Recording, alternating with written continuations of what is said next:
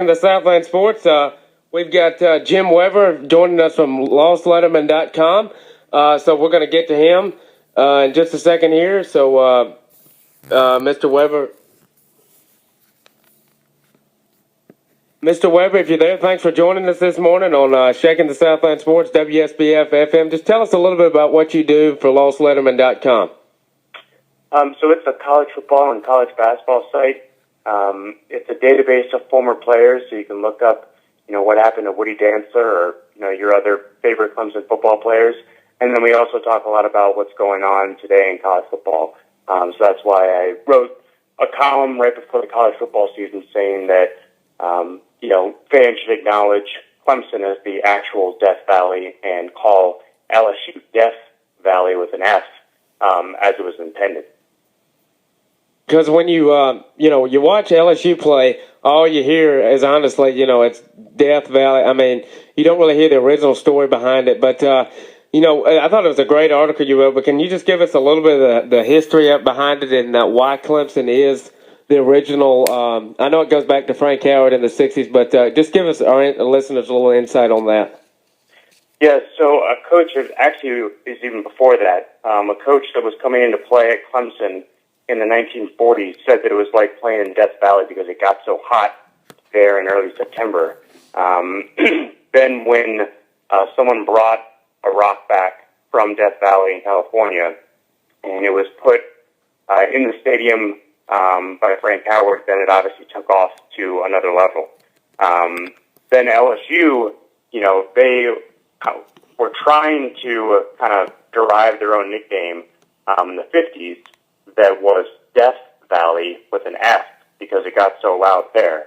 And then it just kind of morphed into Death Valley. People say that you couldn't really understand people with Cajun accents, so, death and death, people just couldn't differentiate. And then obviously it gets very hot in LSU as well. But it's pretty opening and shut case that Clemson... Wasn't it back in the you may have said, but back in the Sugar Bowl when they played? That's how the name kind of when they played in the Sugar Bowl in the 50s. I think LSU just decided to go ahead and take the name Death Valley. Or do you remember anything about that? Yeah, so I guess that someone that was an old SID, Sports Information Director for LSU, said that no one called it Death Valley before they played Clemson in the 1959 Sugar Bowl.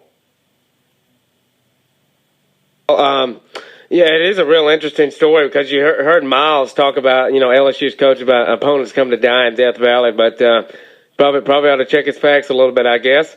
But what else do y'all do on Lost Letterman? I know y'all have great articles on everything going on in college football. I saw the article.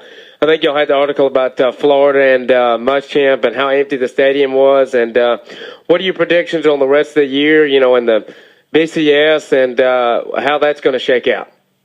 Yeah, well, I would guess that we're going to see an Alabama-Florida State national title game. Obviously, if either one of them falls, a lot of people are picking Auburn to upset Alabama because of their high-powered offense. Then Florida State, obviously everything's been thrown into turmoil with the new allegations against Jameis Winston.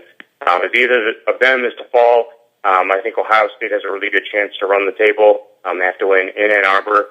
And they'll probably have to beat Michigan State in the Big Ten title game. So not exactly a clear path for them, but one of the easier routes.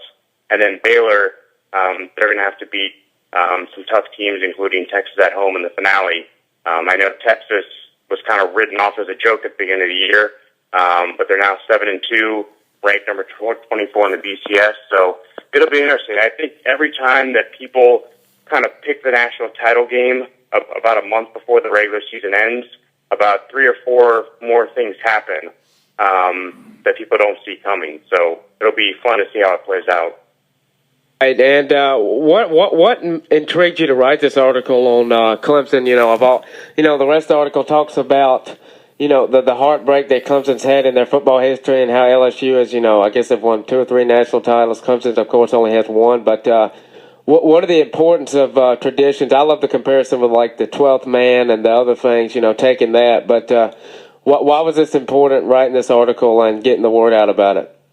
Yeah, well, I have no bias toward Clemson or LSU. I'm a kid from Ohio that went to the University of Michigan. So a lot of people said, oh, you're, an Ohio State homer that hates LSU for beating in the national title game. That's not the case. I just was a college football fan that had assumed that LSU was the original Death Valley because they've been more in the national spotlight over the last decade, winning 2 national championships.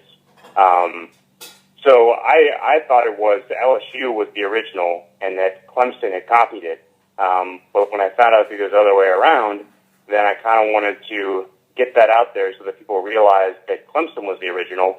And I thought it was kind of sad that people assumed it was that LSU was the original just because they've been more successful in recent years. And so, like I said, being one of the best traditions in college football, the nickname and the rock associated with the nickname, I thought it was sad that, I made a comparison where, if someone were to copy Script Ohio or Touchdown Jesus or the 12th Man, people would be outraged. But because it happened so long ago, no one really cares that LSU stole it. They'll just kind of continue calling it Death Valley, even though it's not the true Death Valley. Right, and we were talking about that last week about what makes college football unique. That's what makes it different than pro is the traditions and the pageantry. I mean, I think that's why we find it more appealing than pro. But what's the importance of college football traditions in your opinion? And I think that's what makes the sport so popular and so unique because pro and college are just opposite spectrums. In terms of the types of fans you see, if you know what I mean. So just elaborate on that a little bit. Yeah, exactly. I mean, when you think about college football, some of the best things you associate with it are, the Clemson players rubbing Howard's Rock, running down the hill, Script Ohio, the Michigan players jumping up and touching the M Club Supports You banner, Notre Dame fight song. I mean, like you said, the pageantry around college football is what makes it so special and separates it from the NFL. A lot of times people say, well, the NFL is just a superior product from college football. And from just watching a game standpoint, that might be true. But I think, guys like you and me, we love college football because of the atmosphere around it and all the history and tradition that goes back, another 60, 50 years before the NFL.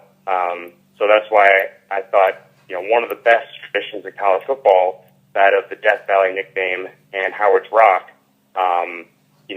should be recognized as Clemson's. Once again, we're talking with Jim Weber, founder and president of LostLetterman.com. You can check him out online. He usually has some great articles about what's going on in college football and, some news and notes. But before we let you go, thanks again for joining us this morning. But, I guess any thoughts on the games this weekend or, what's the chances you think that Clemson can get back in a BCS Bowl after the loss to Florida State? And we appreciate you joining us this morning on WSBF FM Clemson, checking the Southland Sports. Thanks again. Yeah, well, I like Clemson's chances. I think it comes down to them beating South Carolina for the first time in a while in Columbia. I don't really see a game on their schedule. Georgia Tech, I think they'll beat. Citadel is obviously a cakewalk. So if they beat South Carolina, they're going to get an at-large bid to the BCS. It just comes down to that game and whether Dabo Swinney can finally stick it to Steve Spurrier for running his mouth the last couple of years. Right. Well, thanks again, Mr. Weber, for joining us, and you're welcome on the program anytime. And we'll keep checking out your articles on Lost Letterman and getting the word out about the real Death Valley in Clemson. So we appreciate it, and have a good morning. Thanks again. All right. Thank you. All right. Thanks again to Mr. Weber from LostLetterman.com talking about the real Death Valley. So we got that one cleared up, Bradley, didn't we? LSU definitely. kind of stole that name